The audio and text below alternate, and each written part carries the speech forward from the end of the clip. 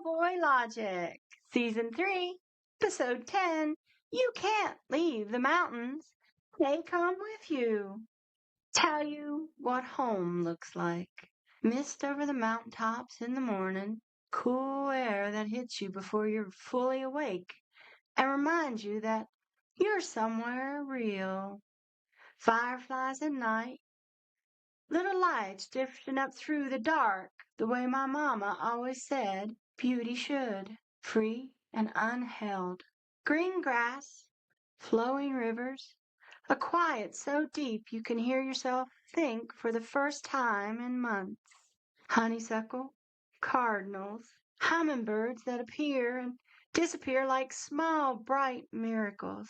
And then the people, aunts and uncles and cousins, nephews and nieces, familiar faces that hold your whole history in them. That's home. That's the mountains of West Virginia. And I carry every bit of it with me every single day, 4,000 kilometers away in Calgary. I'm Ann Dunbar, and this is Cowboy Logic. Today, I want to tell you about a place that never let me go, and why I stopped trying to leave it behind. Just know that the land gets into you. You can sell the ranch, move to the city, and you can go years without seeing a single open field or hearing the sound of the wind through the tall grass. But the land doesn't leave. It lives in the way you read the weather, the way you walk, the way you understand hard work and seasons, and the particular patience that comes from knowing some things can't be rushed. You can take a person out of the land, but you cannot take the land out of the person. I left West Virginia for love. I got on a plane, terrified, hands shaking, and I flew to Canada to meet a man in a black cowboy hat. And I stayed because he was home too. A different kind of home, but home. I built a life in Calgary, a career, a marriage, a whole world that was real and good and mine. But the mountains never left. They were in the stories I told, in the way I cooked, in the values I carried. The ones my mama and daddy put into me before I was old enough to know they were doing it. Work hard, show up, don't complain, take care of your people, find joy in the small things, and dance in the rain when it comes. I thought I was living far from home. I was carrying it with me the whole time. There are days now when the disease makes the world feel very small. When the mask and the walls and the distance from everything I grew up loving feels like more than I can hold.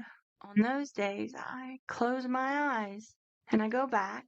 The mist over the mountain tops, the cool morning air, the fireflies rising at dusk, the honeysuckle smell that takes you back to being 6 years old and barefoot and completely, perfectly free. Nobody can take that from me. No distance, not illness, not time. Because home isn't just a place you live. It's a place that lives in you. I'm planning to go back someday, when the time is right, when life points me in that direction again. Until then, the mountains travel with me. But here's what I've learned while I've been waiting. I never really left. Sometimes we spend years looking for where we belong, only to realize we've been carrying with us all along. Everything that made me who I am came from those mountains. The strength, the stubbornness, and the well of hope that never runs dry, and the ability to find joy in a barefoot summer and a throwaway golf club and a green-eyed cat running through a tunnel. That's home. That's always been home. You could spend a lifetime far from the place that made you. Doesn't matter. The place comes with you. Every story you tell, every value you hold, every way you love and endure and keep going and get back on the bike. That's home. And it will be waiting when you get there.